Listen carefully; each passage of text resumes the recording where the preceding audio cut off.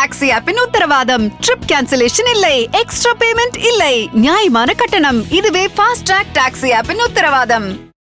திமுக தமிழக வாழ்வுரிமை கட்சி கூட்டணி பேச்சுவார்த்தை இன்று நடைபெற்றது. அதன் பின் புதிய தலைமுறைக்கு வேல்முருகன் பிரத்யேக பேட்டியளித்தார். அதனை இப்போது பார்க்கலாம்.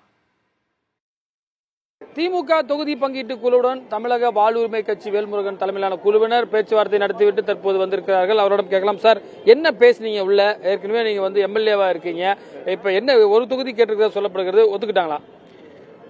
தமிழக வாழ்வுரிமை கட்சிக்கு ஒரு இடம் ஒதுக்க வேண்டும் என்கிற எமது கட்சியினுடைய பொதுக்குழு தீர்மானத்தையும் எமது கட்சியினுடைய ஒட்டுமொத்த விருப்பத்தையும் தமிழ்நாடு முதலமைச்சர் மாண்புமிகு தளபதி அவர்களால் இந்த பேச்சுவார்த்தை குழுவிடம் திமுகவினுடைய பேச்சுவார்த்தை குழுவுடைய தலைவர் அண்ணன் டிஆர் பாலு உள்ளிட்ட முன்னணி தலைவர்களிடம் எமது விருப்பத்தை தெரிவித்திருக்கிறேன்.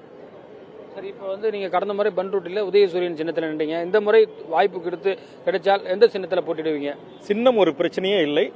திராவிட முன்னேற்ற கழகத்தின் சின்னமான உதயசூரியன் சின்னத்தில் நாடாளுமன்ற தேர்தலில் போட்டியிடுவதற்கு வாய்ப்பு கொடுத்தால் நாங்கள் தாராளமாக போட்டியிடுவதற்கு தயாராக இருக்கிறோம். எமது தமிழக வாழ்வுரிமை கட்சியின் கருத்தும் தமிழர், தமிழ்மொழி, தமிழினம், உலகம் முழுவதும் வாழ்கின்ற தமிழ் மக்களின் வாழ்வுரிமை சிக்கல்களை குறித்து இந்திய நாடாளுமன்றத்தில் எமது கட்சியின் குரல் ஒலிக்க வேண்டும், உலக தமிழர்களின் குரல் ஒலிக்க வேண்டும் என்கிற எண்ணத்தில் நாங்கள் இந்த இடத்தை கோரியிருக்கிறோம். ஆதலால் திராவிட முன்னேற்ற கழகத்தின் சின்னமான உதயசூரியன் சின்னத்தில் நிற்பதற்கு நாங்கள் தயாராக இருக்கிறோம். இப்போ சட்டமன்றத்தில் பார்த்துருக்கோம், முக்கியமான விஷயங்களை நீங்கள் தான் கொண்டு வரீங்க, பேசுறதை நம்ம பார்க்குறோம்.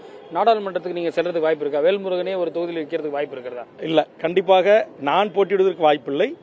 எங்கள் கட்சியில எண்ணற்ற ஆளுமைகள் இருக்கிறார்கள், முன்னணி தலைவர்கள் இருக்கிறார்கள். அதனால் மாண்புமிகு தமிழ்நாடு முதலமைச்சர் எமக்கு ஒரு இடத்தை ஒதுக்கி தந்துவிட்டார். எமது கட்சியினுடைய முன்னணி நிர்வாகிகளை அழைத்து அவர்களிடத்தில் முறையாக போட்டியிடுவதற்கான மனுக்களை பெற்று அந்த அடிப்படையிலே வேட்பாளரை நாங்கள் தேர்வு செய்வோம்.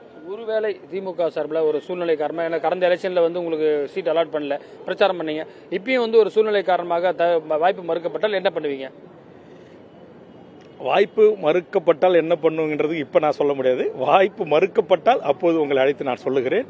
நான் சாதிவாரி கணக்கெடுப்பு உடனடியாக நடத்தப்பட வேண்டும் என்கிற அந்த கருத்தையும் பிரதானமாக நான் முன்வைத்திருக்கிறேன். ஒரு பழைய ஒரு கொள்கை வச்சிருக்கீங்க, காங்கிரஸ் இருக்கக்கூடிய அணியில இருக்கிற இந்தியா கூட்டணியில கூட நீங்க இல்ல, இப்ப தொடர்ச்சியா காங்கிரஸ் இருக்கு, எப்படி உங்க காங்கிரஸுக்காக பிரச்சாரம் பண்ணுவீங்களா? இல்ல, அது 3 தேர்தலில் நான் காங்கிரஸ் மேடைகளில் ஏறி பிரச்சாரம் செய்யல. அதனால திமுக தலைமையிலான தமிழ்நாட்டு கூட்டணியில் நான் இடம்பெறுகிறேன். திமுக தலைமையிலான வேட்பாளர்கள் வெற்றி பெறுவதற்கு என்னாலான உழைப்பை நான் கொடுப்பதற்கு தயாராக இருக்கிறேன். கண்டிப்பாக திமுக தலைமையிலான இந்த கூட்டணி மகத்தான வெற்றி பெறும், அதில் எல்லளவுக்கும் சந்தேகம் வேண்டாம். தற்போது பேச்சுவார்த்தை முடித்துவிட்டு அவர் பல்வேறு விஷயங்களை நம்மிடம் பகிர்கிறார். புதிய தலைமுறைக்காக ஒளிப்பதிவாளர் மதுவுடன் ரமேஷ். ஃபாஸ்ட் ட்ராக் டாக்ஸி ஆப்பின் உத்தரவாதம். ட்ரிப் கேன்சலேஷன் இல்லை, எக்ஸ்ட்ரா பேமெண்ட் இல்லை, நியாயமான கட்டணம். இதுவே ஃபாஸ்ட் ட்ராக் டாக்ஸி ஆப்பின் உத்தரவாதம்.